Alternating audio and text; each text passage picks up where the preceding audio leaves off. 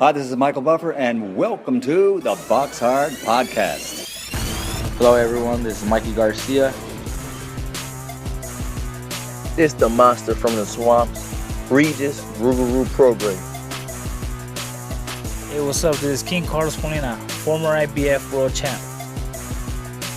This is Michael, the Bounty Hunter, 2012 Olympian and your people's champ. This is Charlie Edwards, flyweight champion of the world. This is Fast Eddie Chambers, and you're listening to the BoxHard Podcast with my main man, Joey Coastman.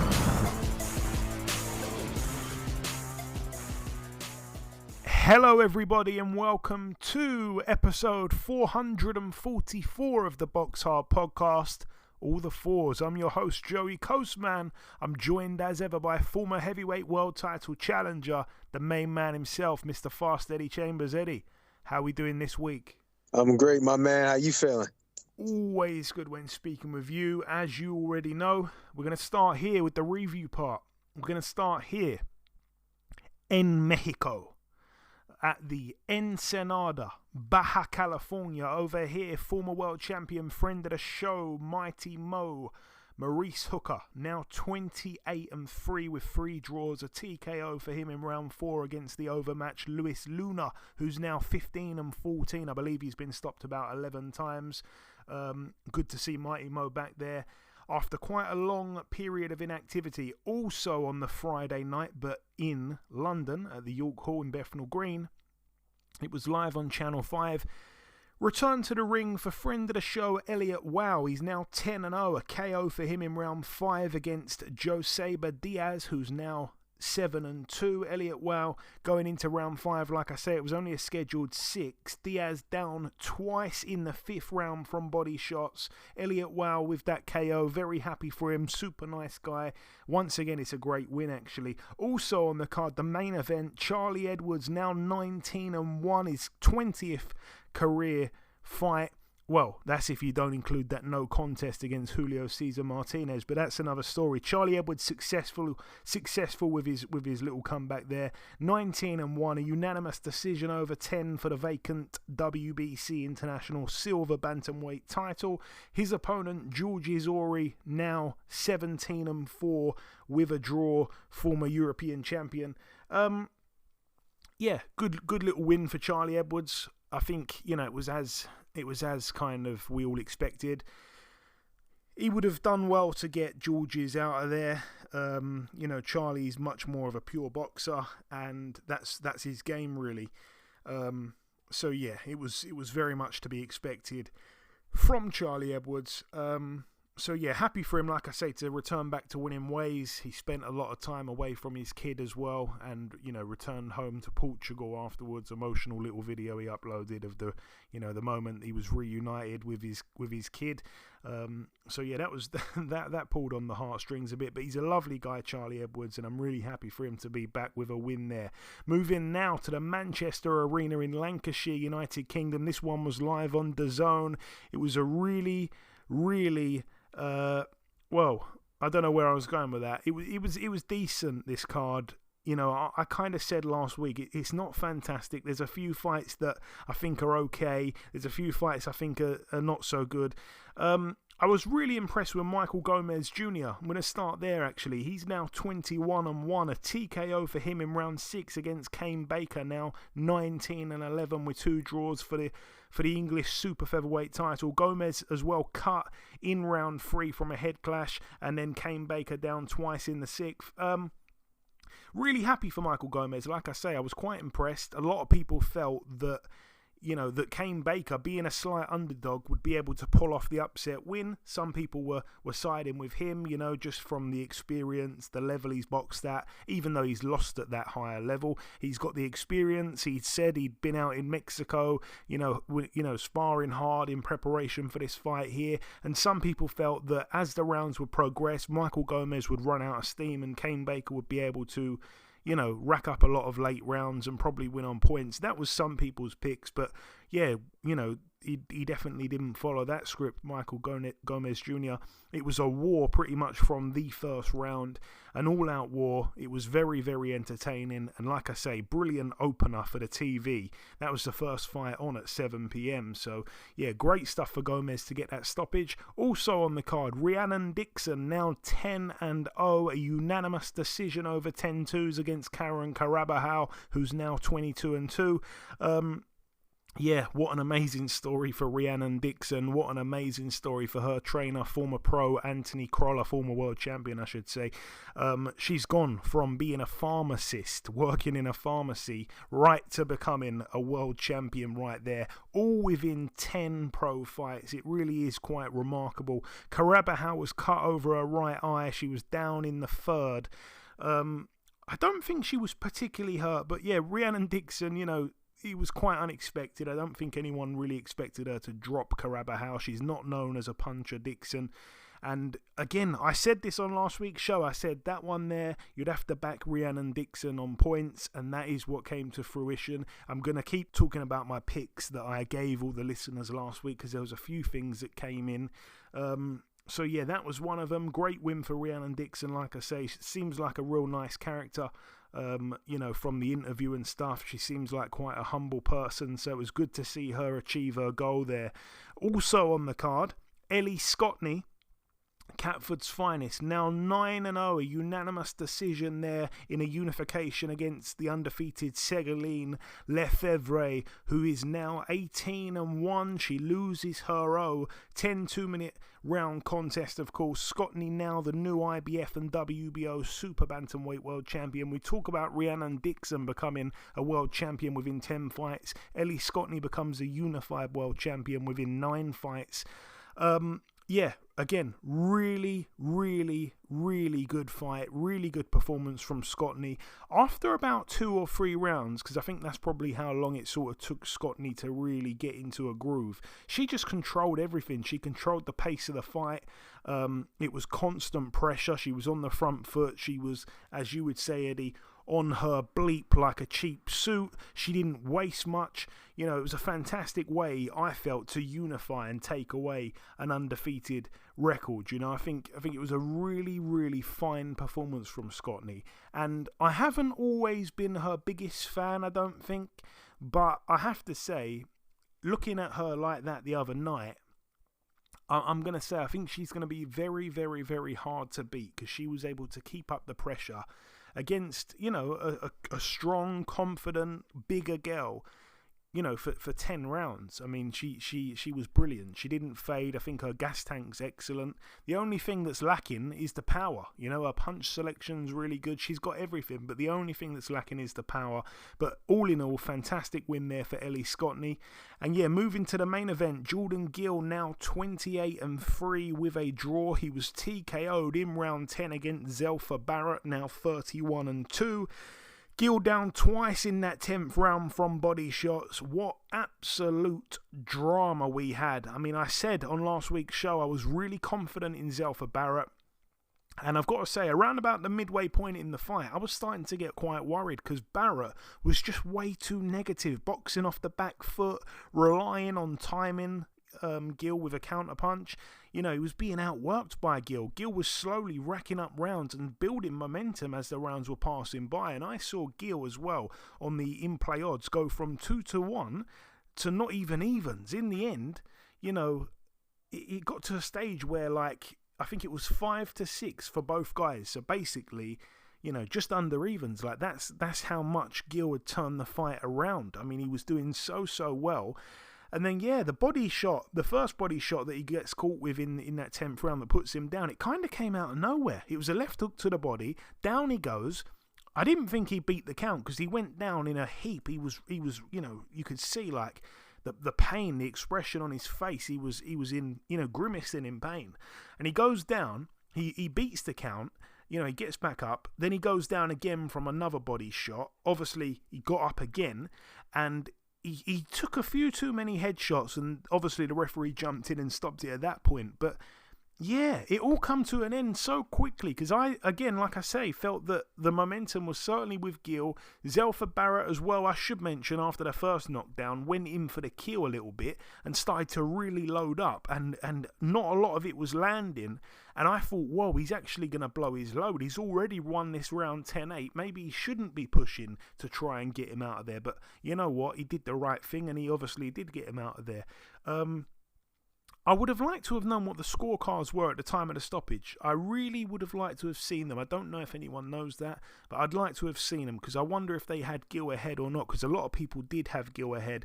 But yeah, I did say Zelfa would win. I did say that I wouldn't be surprised with a late stoppage, but I did say to be safe, just back him to win by any method. So that's another correct pick. And also, I just forgot as well, Scotney points. I also said that is one worth, betting on. So Scotney points, Rhiannon Dixon points, and Zelfa Barrett to win any method. So all three of them have come in so far.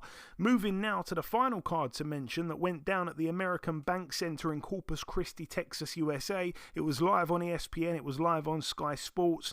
Let's touch on the undercard first. A good win for Abdullah Mason.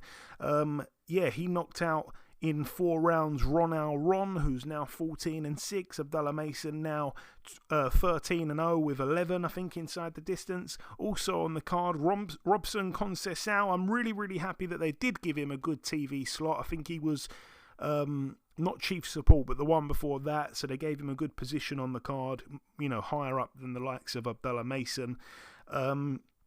Yeah, it was a good win for him. It didn't look like he was going to get the KO in the end, but he did get it in round 7.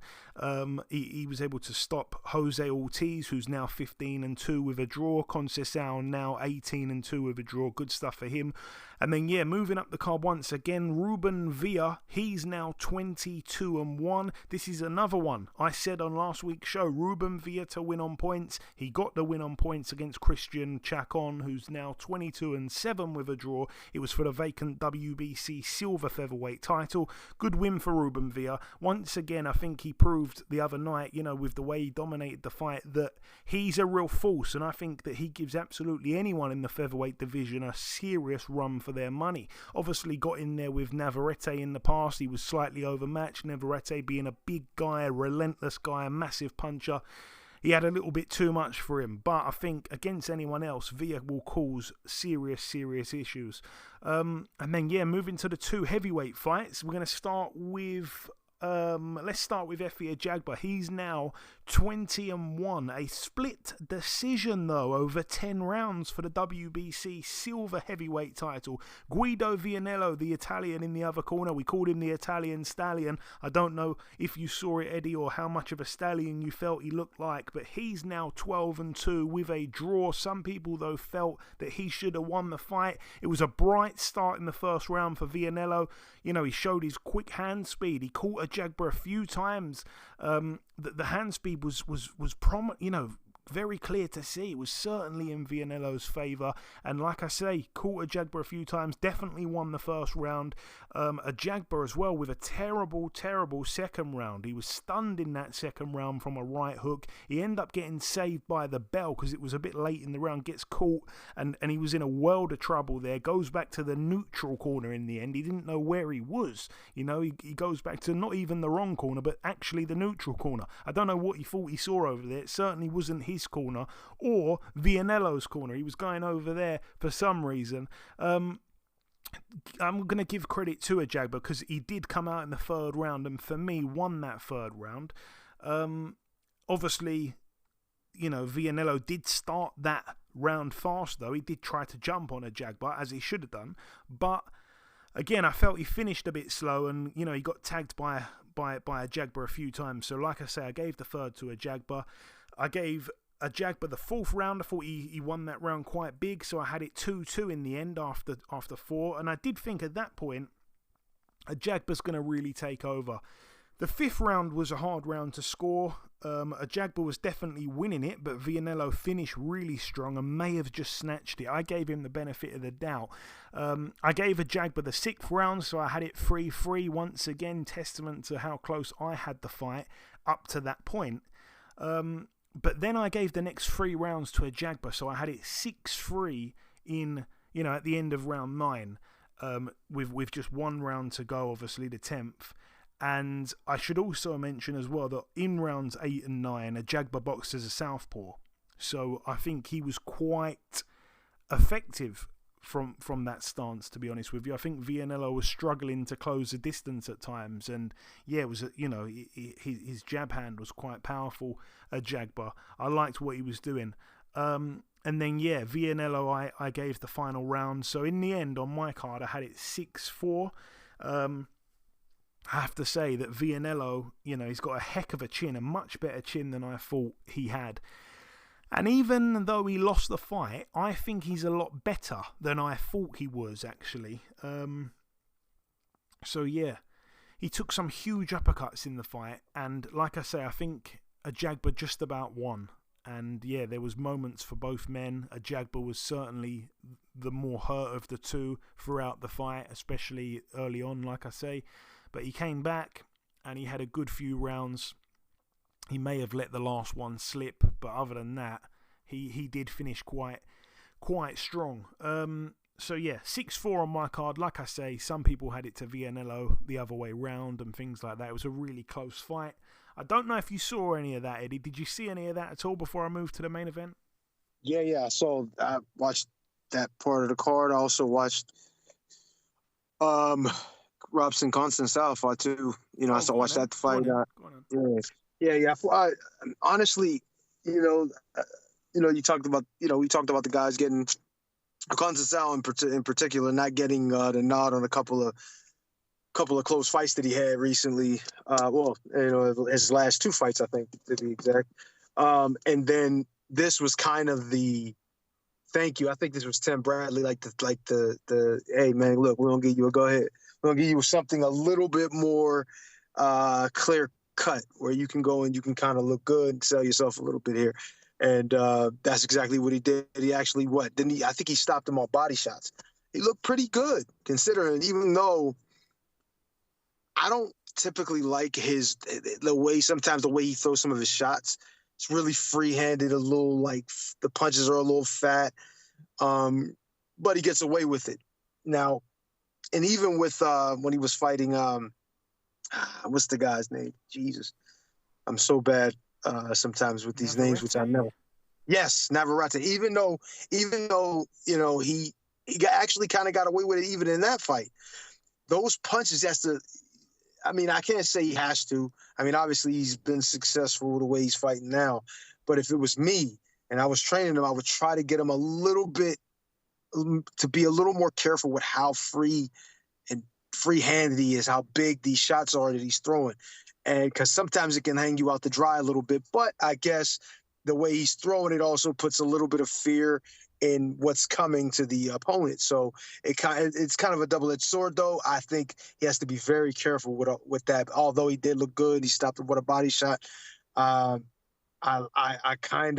would like to see that out of him. But listen, like I said, if it ain't broke, don't fix it. And so far it's worked. He's done it with one of the best guys in the division or the best guy in the division and actually got a close decision loss. So maybe I'm wrong. You know what I'm saying? But all in all, it was a good showing by him there.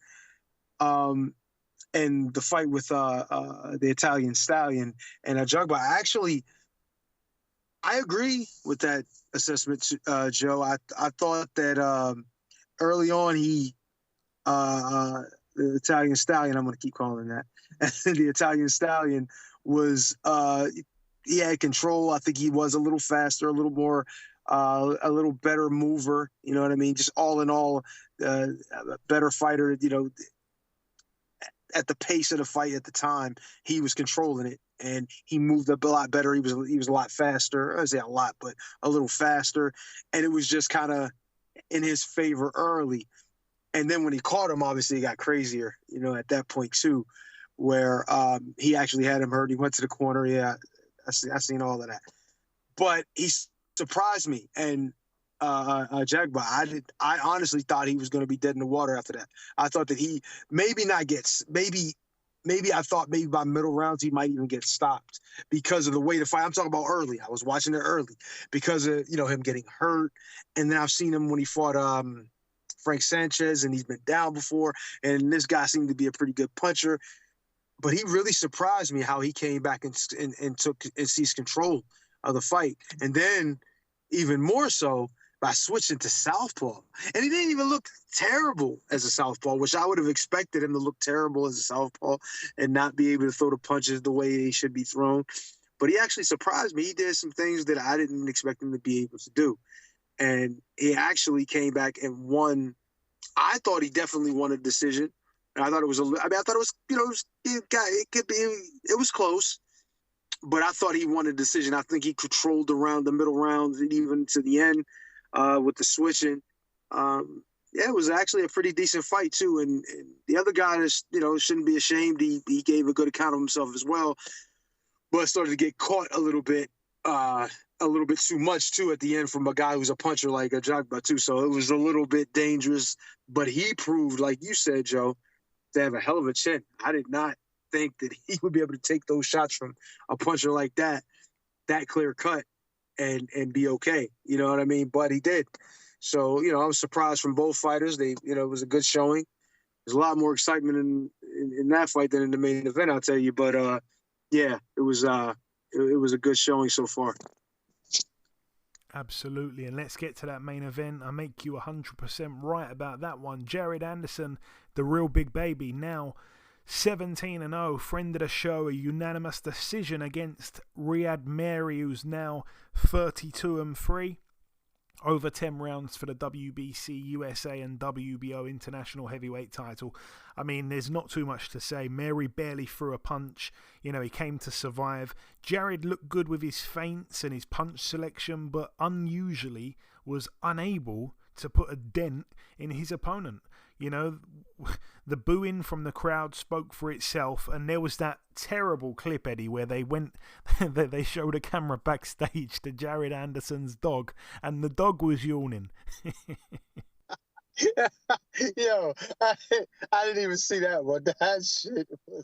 That's funny. The dog was yawning, yo. But hey, I guess the fight didn't have enough excitement, man. You know what I mean? Sometimes you got to... And it's really messed up, too, because was it really Jared Anderson's fault that it was like that? You can't really blame him. He was trying to bring the fight. He was trying to do what he had to do. But he understood, too, that this guy isn't a pushover, and he's not. He could be a dangerous guy.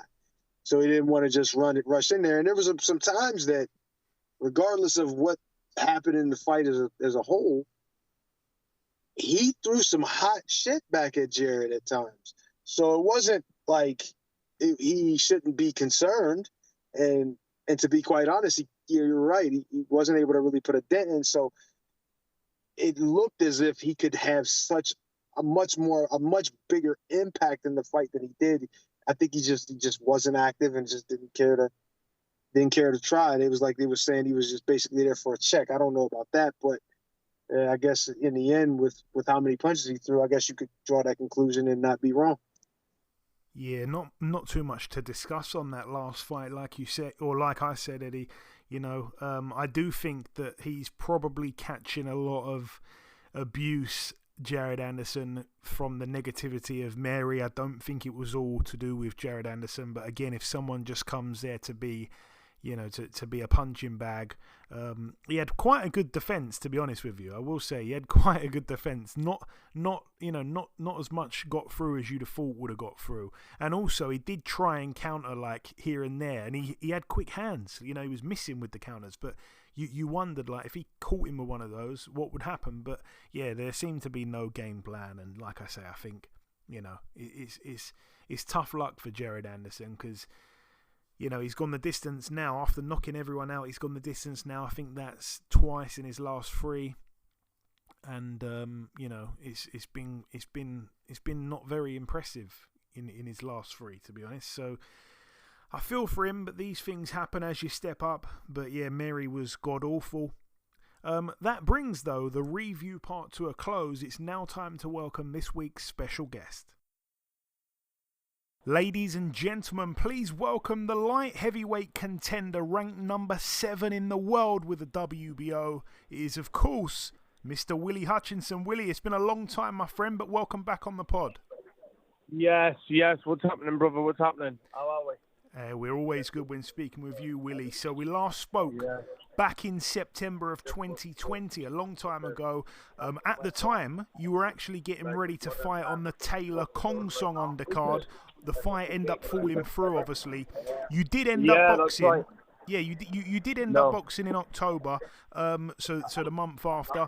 Obviously, just a little mini recap. The year 2021 was a bit of a disaster for you, suffering your first loss. You took 15 months out. Since your return, though, you've stopped 4 out of 4. If you can, just give our listeners just a brief rundown of those past few fights since we haven't had you on. Well, listen, I've just been putting my head down and getting on with it, you know what I mean? Just put my head down and enjoy doing what I'm doing, and that's what I've been doing, you know what I mean? And here I am, 4 fights in, four fights in, and four wins, you know? Yeah, 4 stoppage wins. I mean, you pulled off a great win, in particular, Willy, against Ezekiel Moderna a couple fights back. I mean, we saw this guy stop Karol Itaumer on that Beterbiev yard undercard. You managed to stop Moderna. Right. And, Moderna as well. Just another note on him. He just boxed in February in Russia against an undefeated Russian kid. Lost by majority decision, which I think speaks for itself. He did, It was a great win for you, my friend. Yeah, it was a decent win. But listen, we push on them. We push on them. We've got a good fight coming up on the 1st of June. And I'm just looking forward to that, you know what I mean? All right, before we move on to that, just give me a couple words, though, on your most recent win. Martin Halban, clinical performance, 2 rounds. No one saw it coming that early. No, they didn't. I thought about it very, very well.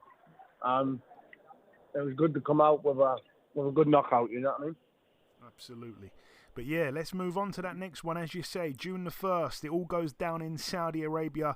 You'll be boxing as part of that crazy Beterbiev Bivol undercard. The whole card itself, it is unbelievable. The whole card itself has got to be one of the best cards for many, many years. First question, how excited are you to be a part of that card? Oh, very excited. Very excited, very motivated. And listen, it's all in God's hands. Everything's getting taken care of. And I'm very excited and happy, and I'm ready to rock and roll, you know what I mean? And I've seen that, you know, your most recent social media post, you look somewhere sunny. Forgive me for not knowing where you are, but where are you, my friend? I'm in Nigeria. Really? I'm in Nigeria. Yeah, I'm in Nigeria, doing camp over in Nigeria now, Wow. I didn't expect you to say that. I'm running the Nigerian mountains. Wow. Yeah, man. Yeah. Wow, that's stopped me in my tracks. I mean, why? Yeah. Because I believe it's good. It's good training over here. We've got some good Nigerian sparring partners, and obviously my coach, Mirko Wolf. He's half Nigerian, so he's got me over here. I'm staying in one of his places over here, and that's why we're here. Oh, that's brilliant. That is brilliant. Wow, that's got to be a first. But yeah, how long, Willy, have you known that you'd be fighting Craig Richards? When were you first told? I was told the night of my fight. Right. 3 weeks ago. Right, okay.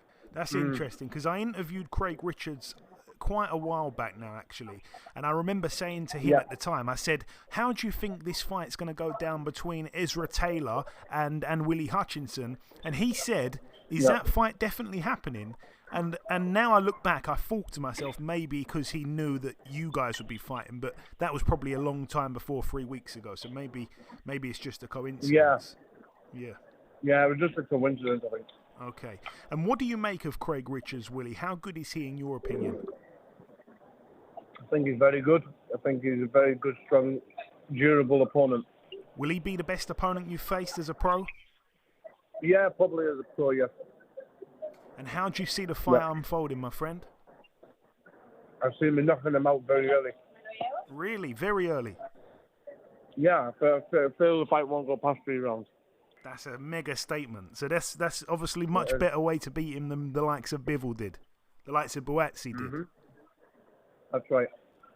That's right. And then on June 1st, everyone will see what I'm all about. And Willy, I want to ask you this, and I want you to think before you answer this one.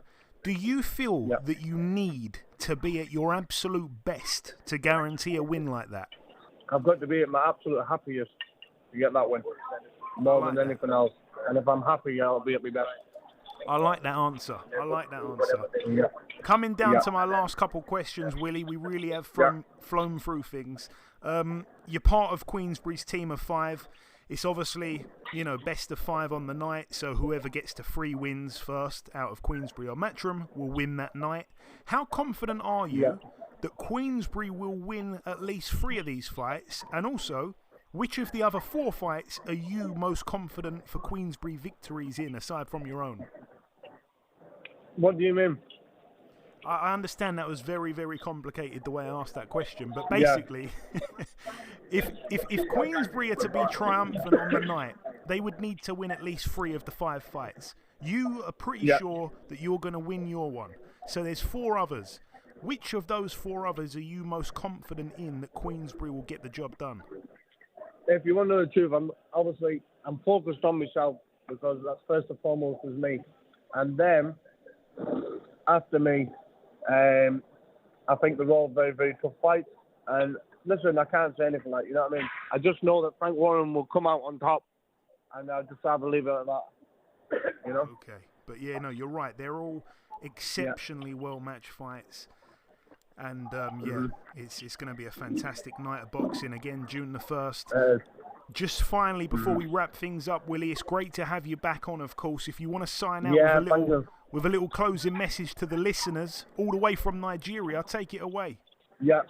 Listen, to everyone who's listening to this podcast just now, God loves you. He loves me, and He loves you too. And that's what we're going to do. There we go. Listen, Willy, as always, the pleasure's mine. Thanks for your time. Best of luck out there in Saudi, and we'll speak sometime after the fight. Let's do that, yeah. God bless, mate. Take it easy. Bye. See you, bro. See ya. Bye-bye. Okay, now it's time for part 2 on this week's show. This part, of course, the news part of the show, going to start here with that massive undercard announced for Bivol Beterbiev. We did just speak to Willy Hutchinson, so obviously he's boxing on the undercard against friend of the show Craig Richards.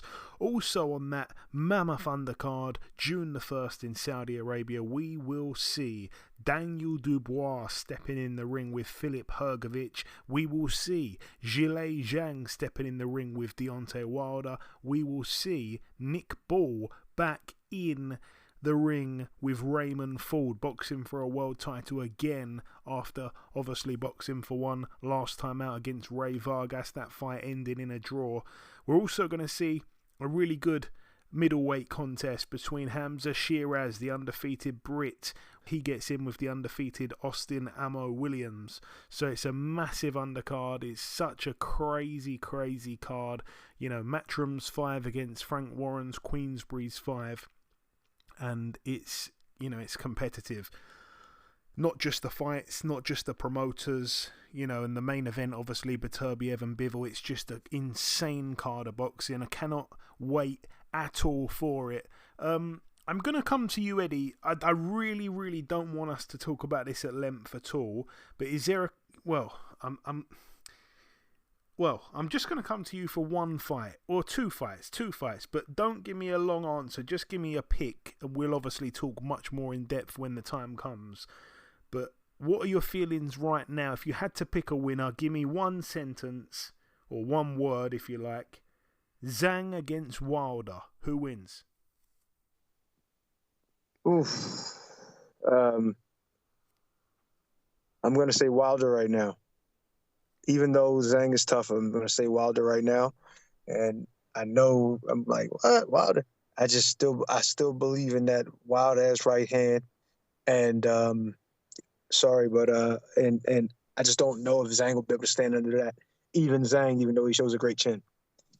Okay, and you'll probably be interested to know that the early odds have actually been released, and Deontay Wilder is the underdog in that fight. So that is a real shock, in my opinion. And also, Daniel Dubois against Filip Hrgović, Eddie. Ooh, that when I heard that, I said, "Ooh," but you couldn't hear me, obviously. That is. I could. Ooh. I heard you say it. Oh, you did? Oh, my fault. Oh man. Oh, damn. Early, I'm gonna say Dubois. I know everything is telling me to say Hrgović, but right now I'm gonna say Dubois. I think he's strong enough and solid. I think it's gonna be difficult, even though Hrgović is busy. I think he walks into one of those shots, man, it could be over quick. There we go. Well, again, Dubois is the underdog there as well, so some good money to be made in that double. Moving on,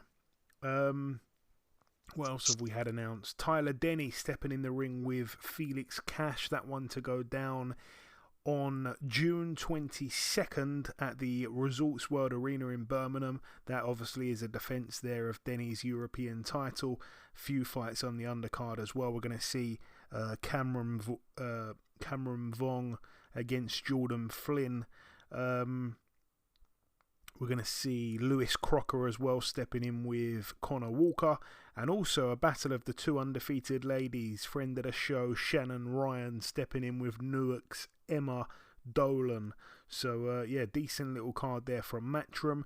That is about it, though, for the news. Let's move now to the preview part of the show. I'm delighted to say that we're going to start in Zagreb, Croatia at the KC Drazen Petrovic over here for the WBA Interim and the WBC World Welterweight title. Over 10-2s. Friend of the show, Ivana Habazin, 22-5. She steps in with Kinga Magyar, who is 14-4. Magyar, obviously Hungarian fighter with, well, she had an awful start to her career. This is quite a staggering one here, Eddie. She lost 4 of her first 5 fights, but since then, she's gone on to rack up, if I'm not mistaken, 13 wins in a row. So she's got some serious momentum going into this fight here against Ivana. Obviously, fun fact, I've walked you to the ring on 2 occasions, and we both walked Ivana to the ring when she boxed Clarissa Shields. So we've got a soft spot for Ivana, of course, and we will be, hoping she can pull it off and become world champion once again. Moving now to the York Hall Bethnal Green. This one goes down on Saturday at York Hall Bethnal Green. It's going to be live on TNT. Let's touch on the undercard first. We're going to see Andrew Kane. He's currently 10-1. He steps in the ring with Darwin Martinez, who's 8-19 with 2 draws. Andrew Kane still hasn't boxed since that loss last time out in what was a fantastic fight against Ian Baluta. He lost there, he lost his O. It was a mad fight. He had Baluta down twice in the first. He was down himself in the 9th, and Baluta was definitely the rightful winner. Like I say, gets in with Darwin Martinez. Darwin Martinez has been stopped 3 times in his 19 losses. We know that Andrew Kane's a big puncher, but this guy seems to kind of, know his way around the ring and is pretty good at fiddling his way to a decision. He did lose on points over 6 rounds to Charlie Edwards, but having said that, Chris Bulk did stop him in 3 rounds. He's also gone 8 rounds with Masood Abdullah, went the distance there, went the distance with Brad Strand. Like I say, he's a decent fighter. I would expect this one to probably go the distance. We'll have to wait and see. Again, I'd like to see the odds on that to go the distance. What else do we have on this card? We have the return to the ring for Henry Turner, 12-0, a prospect I'm quite high on. I think he's a good fighter, seems to be improving fight by fight. It's for the WBC International Silver Super Lightweight title. It's over 10 rounds. He steps in with Michael Mendoza, who's 16-4 with 14 KO wins and 3 KO losses. So again, this one probably not going to go the distance. This guy either knocks you out or gets knocked out. So yeah, he's a Colombian fighter, and he's 23 years of age. Should be an exciting one. Don't blink there. Talking of not blinking, also on the undercard, Alois Yumbi, 6-1 with 6 KOs, the young heavyweight. He's only 21 years of age, which is just crazy. He looks a hell of a lot older. He's back in a cruiserweight contest. It's over 8 rounds. Obviously, Yumbi trained by Ben Davis, and he steps in with the much more experienced Pablo Farias, who's 32-6 with a draw. He's got 17 KOs to his name. He's been stopped on 4 occasions. He's only 5'9", which is small, obviously. But apparently this fight's at cruiserweight, but he's boxed at heavyweight, this guy, the Argentinian Pablo Farias, like I say. Just looking for his record here, and the people that he's been stopped by, I was going to say, I don't know who they are, but having said that, once upon a time, this looks really bad, but he got stopped by Arthur Abraham back in 2012. That one was at super middleweight, so he finds himself up here against the much bigger man in Yumbi. You'd expect this one to end within the distance for sure. So yeah, again, like I said, don't blink. And again, I want to say don't blink again, because you just never know. We're going to see something for the first time on Saturday night. It's for the vacant EBU European lightweight title. We're going to see the knockout machine, Sam Noakes, 13-0. He was on the show last week. He's got 13 KOs. He's never gone the distance. He steps in with Yvonne Mendy, who's 48-6. He's never been stopped. He's got 1 draw as well that I should mention. And he's been around the scene for a hell of a long time. I think Sam Noakes knows, this guy's a real tough guy. But he did say, that York Hall ring is pretty small. And I don't think he's going to be able to stay away from his punches. Obviously, we remember when he beat Luke Campbell, took his O. Luke Campbell come back and beat him back. His last kind of big fight was that fight on the Fury Chisora 3 undercard against Denis Baranchyk, and he lost that one there. But again, prior to that, and always really, he's been a solid fighter. Back in the day, boxing the likes of Victor Postel, he's been around the scene for a long time. Very, very experienced, and I'm expecting a few rounds. I'd be quite surprised if Sam Noakes goes in there and takes his head off within a few rounds. I really would. So I'm very intrigued for this fight here on Saturday night. And like I say, either Sam Noakes is going to go the distance for the first time, or Yvonne Mendy is going to get stopped for the first time. In 55, it will be 56 fights on Saturday. So all the best to Sam Noakes. He's from Maidstone. His hands are made of stone, as I like to say. Moving now to the Magna Centre in Rotherham, Yorkshire, United Kingdom. Return to the ring for friend of the show, Hughie Fury. He's been out the ring for 2.5 years, if I'm not mistaken. He's back in a 6-rounder. He's 26-3.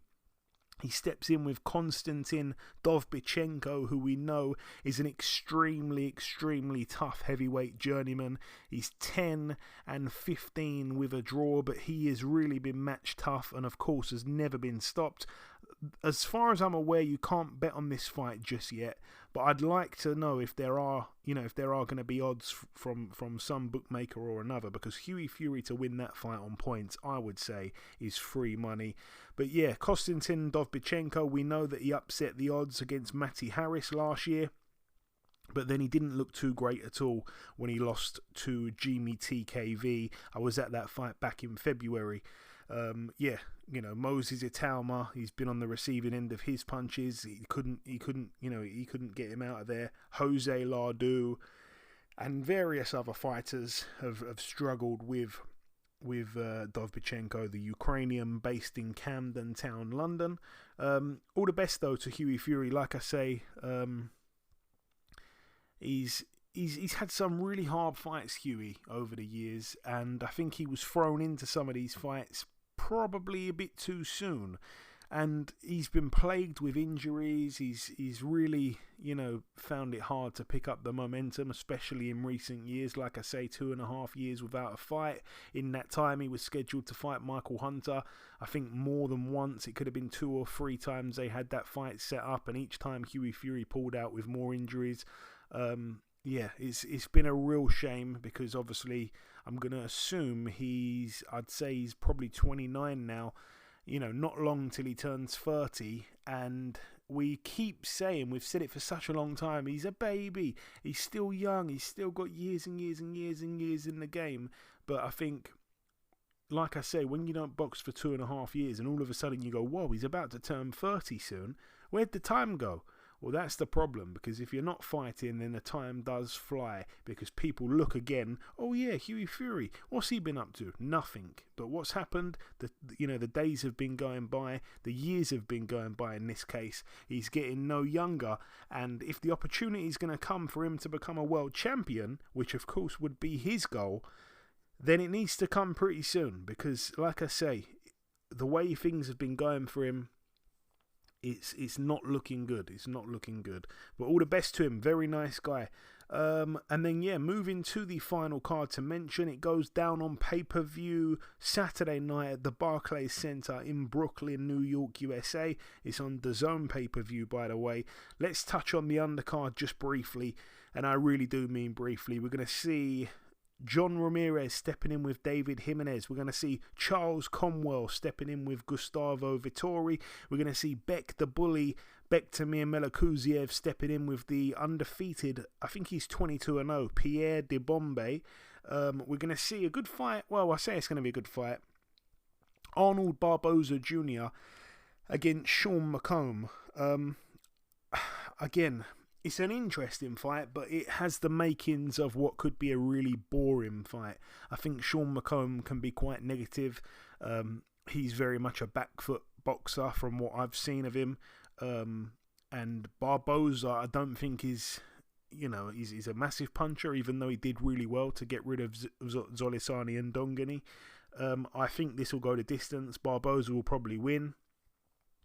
But again, I don't know if it's going to be a good fight to watch. I like the fight. Like I say, it's an interesting one in terms of where both guys are at.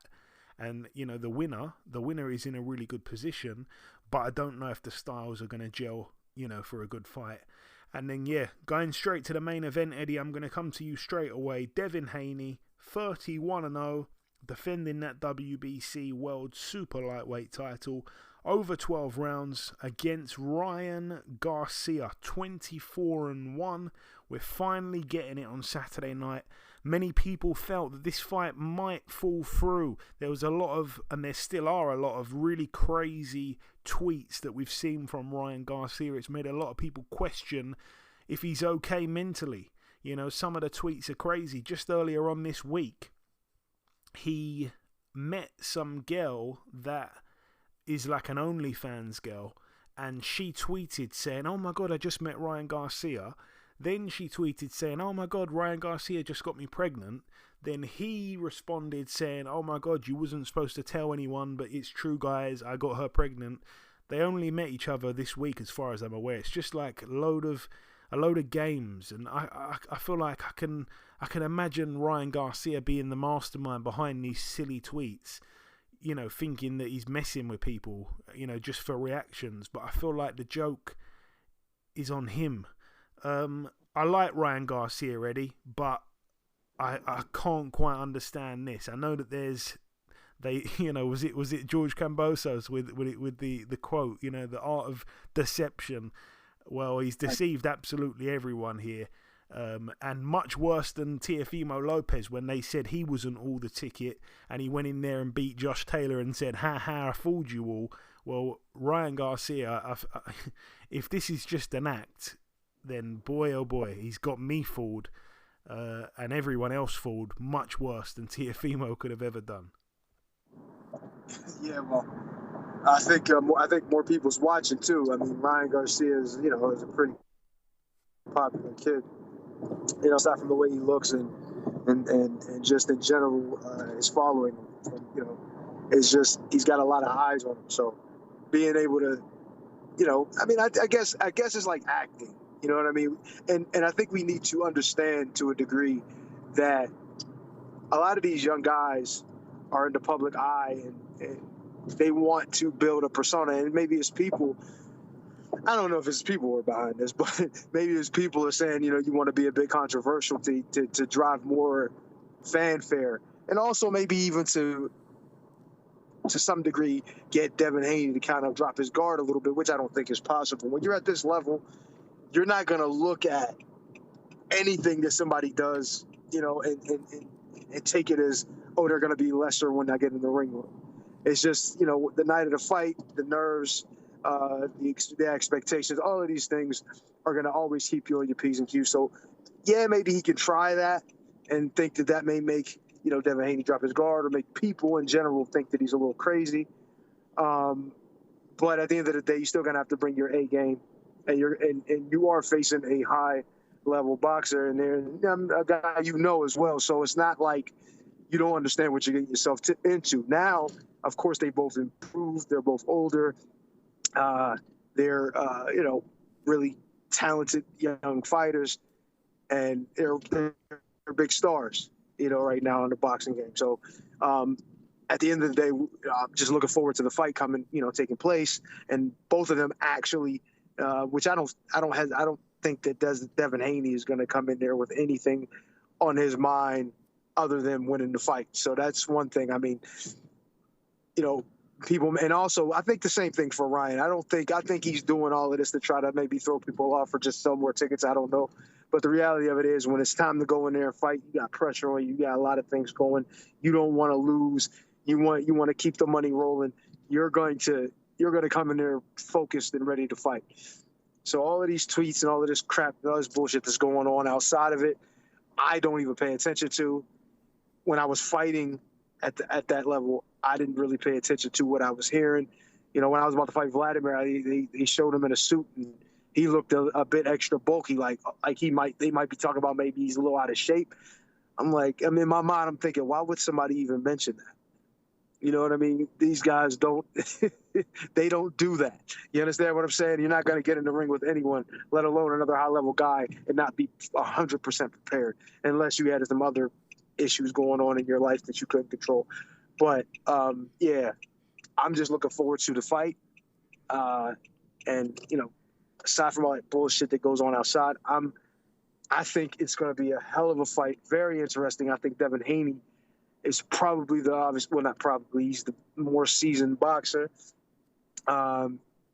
His resume is a bit better, obviously, too, even though Ryan has fought Tank and he fought a few other guys. He's still, and he was on the losing end of that one fight there with Tank. So I think, it's Devin's fight to lose. However, do not overlook Ryan Garcia. He's an explosive puncher, and he has good boxing ability. He's a little raw, don't get me wrong, but that he does have possibly that fight-changing type of explosive power. So, you can't go to sleep on him and think that in an instant the fight won't change. Devin could be winning all the way up till he gets caught and then something change, and obviously that changes the tide of the fight, and you never know where it goes from there. So, interesting fight. I'm looking forward to it. I'm definitely going to be watching shit. I might even be in the house for it. I was talking to Ann about going to it, so we might be even in the house for it. So, yeah, looking forward to it, man. This is a good matchup, and I can't wait to see it. Well, there we go. I don't have too much to add to that, to be honest. Obviously, these two guys know each other extremely well. They went 3-3 against each other in the amateurs. That was a long, long time ago, but it has to be mentioned.